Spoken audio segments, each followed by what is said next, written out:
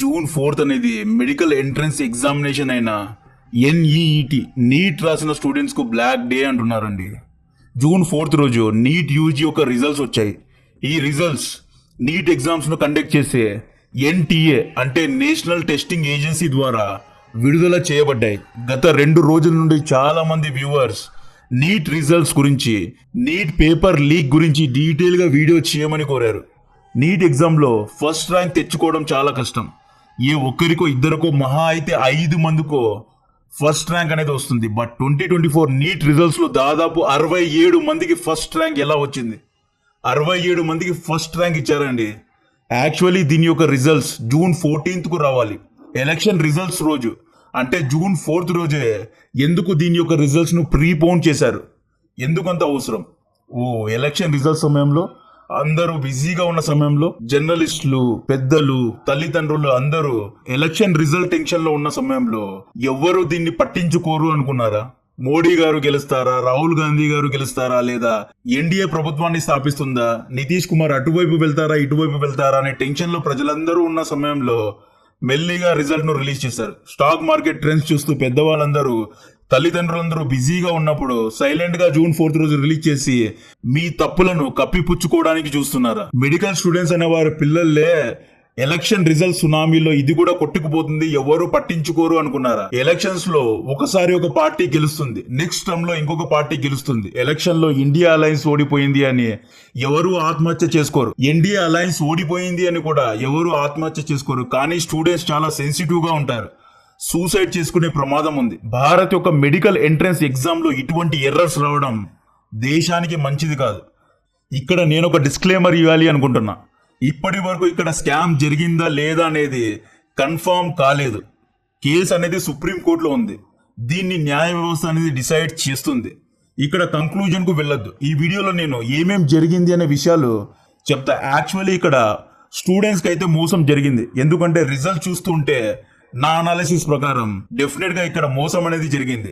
కొన్ని సార్లు ఏమవుతుంది అంటే నీట్ కోచింగ్ ఇచ్చే పెద్ద పెద్ద కోచింగ్ ఇన్స్టిట్యూట్స్ తమ యొక్క స్టూడెంట్స్ కు ర్యాంక్స్ రాలేదు అని నేరం ఎవరిపైనో వేయాలి అని ఎన్టీఏ పైన నేరం వేసి ఉండవచ్చు.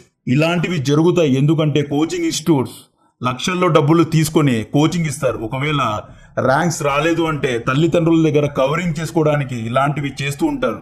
బట్ ఏది ఏమైనా నిజాలనేవి తప్పకుండా బయటకు రావాలి. ఎన్టీఏ దీని గురించి క్లారిఫికేషన్ ఇవ్వాలి. ఈ నీట్ ఎంట్రన్స్ ఎగ్జామ్ ను 100,000 కాదు, భారత్లోని 24 లక్షల మంది రాశారండి. 24 లక్షల మంది స్టూడెంట్స్ 3 ఏళ్లు కష్టపడి చదువుకొని రాసిన ఎగ్జామ్ లో పెద్ద స్కామ్ జరిగింది అంటున్నారు. ఈ 24 లక్షల స్టూడెంట్స్ ఒక ఫ్యామిలీను యాడ్ చేస్తే దాదాపు 1 కోటి మంది భారతీయులు ఎంతగానో బాధ కలిగించే విషయం జరిగింది. ఈ ఎగ్జామ్ గురించి కొంతమందికి తెలిసి ఉండదు కాబట్టి డీటెయిల్ గా ఈ వీడియోలో ఈ ఎగ్జామ్ ఎలా కండక్ట్ చేస్తారు, ఎక్కడ కండక్ట్ చేస్తారు, దీని యొక్క పాస్ మార్క్ ఏంటి, ఇక్కడ ఫస్ట్ ర్యాంక్ రావాలి అంటే ఎన్ని మార్క్స్ రావాలి, ఎగ్జాక్ట్ గా స్కామ్ అనేది ఎక్కడ జరిగింది అనే విషయాలు చెప్తా.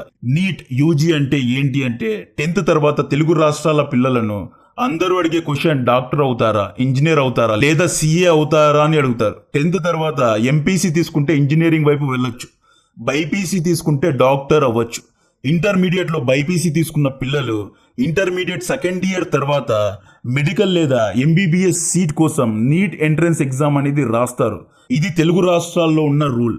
వేరే రాష్ట్రంలో ఎలాంటి రూల్ ఉందో మనకు తెలియదు. బట్ తెలుగు రాష్ట్రాల్లో ఇంటర్మీడియట్ తర్వాత నీట్ ఎగ్జామ్ అనేది రాస్తారు. ఎంబీబీఎస్ చేయాలి అన్నా, డెంటల్ చేయాలి అన్నా, ఆయుర్వేద చేయాలి అన్నా, సర్జరీ చేయాలి అన్నా, బిఏఎంఎస్, ఇలా అన్ని మెడికల్ రిలేటెడ్ ఫీల్డ్స్ కు ఒకే ఒక ఎంట్రన్స్ ఎగ్జామ్ పేరు నీట్.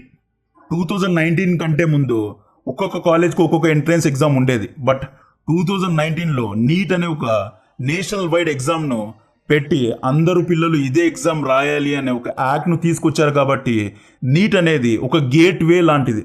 భారత్ యొక్క పెద్ద పెద్ద మెడికల్ కాలేజెస్ కు వెళ్ళాలి అన్నా, IIMs, all India institute of medical science వంటి పెద్ద పెద్ద కాలేజ్లో అడ్మిషన్లు రావాలి అన్నా నీట్ లో మొదటగా పాస్ అవ్వాలి. ఇక్కడ చదువుకున్న పిల్లలే రేపు మనకు వైద్యం చేస్తారండి. ఇదేదో అండు చెండు ఎగ్జామ్ కాదు, చాలా ఇంపార్టెంట్ ఎగ్జామ్ ఇది. ఇంజనీరింగ్ సీట్ కోసం ఎలాగైతే సేమ్ అలాగే మెడికల్ స్టూడెంట్స్ నీట్ అనే ఎగ్జామ్ ను రాస్తారు అన్నమాట. నీట్ యూజీ యొక్క full form national eligibility cum entrance test. UG అంటే అండర్ గ్రాడ్యుయేట్. ఈ నీట్ ఎగ్జామ్ ను నేషనల్ టెస్టింగ్ ఏజెన్సీ అనబడే ఒక ప్రభుత్వ సంస్థ నిర్వహిస్తుంది. ఈ ఇయర్ 2024లో నీట్ ఎగ్జామ్ మే 5th రోజు దాదాపు 4,000 సెంటర్స్లో దేశవ్యాప్తంగా జరిగింది. అండ్ విదేశాల్లో కూడా దాదాపు 13 సెంటర్స్లో ఈ ఎగ్జామ్ అనేది నిర్వహించబడింది. సో ఇది ఒక రకంగా చెప్పాలి అంటే ఇంటర్నేషనల్ ఎగ్జామ్ అని చెప్పొచ్చు. ఈ ఎగ్జామ్ దేశవ్యాప్తంగా దాదాపు 13 లాంగ్వేజెస్ లో ఎగ్జామ్ ను కండక్ట్ చేశారు. తెలుగు, కన్నడ, తమిళ్, మలయాళం, మరాఠీ, ఈవెన్ ఉర్దూలో కూడా ఈ ఎగ్జామ్ ను నిర్వహించారు. దాదాపు 24 లక్షల స్టూడెంట్స్ దీన్ని రాశారు. చాలా మంది స్టూడెంట్స్ కు డాక్టర్ అంటే డ్రీమ్ లాంటిది, ప్రాణం పెట్టి చదువుతారు. ఎగ్జామ్ అయిపోయిన ఒక్క రోజు తర్వాత ఈ పేపర్ లీక్ అయిందనే వార్తలు వచ్చాయి. రాజకీయంగా ఇది పెద్ద రచ్చకు దారి తీసింది. బీహార్లో పేపర్ లీక్ అయింది అనే న్యూస్ వచ్చింది. దాదాపు 13 మందిని అరెస్ట్ చేశారు అన్నారు. అండ్ ఎగ్జామ్ ను రీకండక్ట్ చేయాలి అని కొంతమంది పిల్లలు సుప్రీంకోర్టులో ప్లీను కూడా ఇచ్చారు. సో ఇప్పుడు కేసు అనేది సుప్రీంకోర్టులో ఉంది. కట్ చేస్తే ఈ ఎగ్జామ్ లో టోటల్ గా 720 మార్క్స్ ఉంటాయి. టోటల్ 180 క్వశ్చన్స్ ఉంటాయి. ఒక్క క్వశ్చన్ కు 4 మార్క్స్ ఉంటుంది. 180 into 4 = 720 మార్క్స్. టోటల్ 720 మార్క్స్ ఉంటాయి. ఒక క్వశ్చన్ కు ఆన్సర్ తెలియకపోతే వదిలేయాలి. వదిలేస్తే కేవలం 4 మార్క్స్ మాత్రమే కట్ అవుతాయి. తప్పుగా రాస్తే 5 మార్క్స్ కట్ అవుతాయి. ఇది ఎగ్జామ్ ఒక రూల్ అన్నమాట. కట్ చేస్తే ఎగ్జామ్ అయిపోయాయి. జూన్ 14th రోజు రిజల్ట్స్ ను అనౌన్స్ చేయాలి. కానీ ఎలక్షన్స్ రిజల్ట్స్ రోజు జూన్ 4th రోజు అనౌన్స్ చేశారు. ఈ ఎగ్జామ్ లో 13 లక్షల మంది క్వాలిఫై అయ్యారు. అయితే ఎంబీబీఎస్ సీట్ అనేది దేశం మొత్తంలో 80,000 మాత్రమే ఉన్నాయి కాబట్టి 80,000 మంది ఎంబీబీఎస్ కు వెళ్తారు. మిగతా వారందరూ డెంటల్, ఆయుర్వేదాన్ని మిగతా కోర్సెస్ లో జాయిన్ అవుతారు. ఇక్కడ ఎంబీబీఎస్ సీట్ అనేవి కేవలం 80,000 సీట్స్ మాత్రమే ఉన్నాయి. ఎంబీబీఎస్ చేస్తేనే మీరు ప్రాపర్ డాక్టర్ అవుతారు, అంటే సర్జరీస్ చేయగలుగుతారు. ఎంబీబీఎస్ డాక్టర్ కు అంత డిమాండ్ ఉంటుంది కాబట్టి తల్లిదండ్రులు పేపర్ లీక్ చేయడానికి డబ్బులు కూడా ఇవ్వడానికి రెడీగా ఉంటారు. కొన్ని పెద్ద పెద్ద ఇన్స్టిట్యూషన్స్ కూడా డబ్బులు ఇచ్చి పేపర్ ను లీక్ చేస్తారు.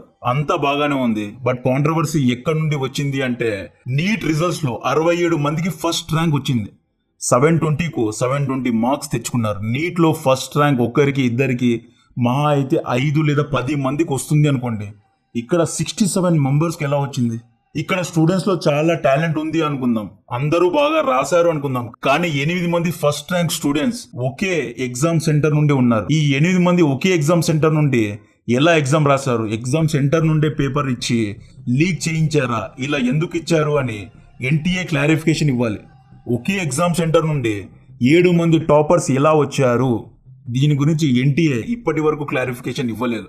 నెక్స్ట్ ఈ ఎగ్జామ్ రాసిన కొంతమంది స్టూడెంట్స్ కు 719 మార్క్స్ వచ్చాయి.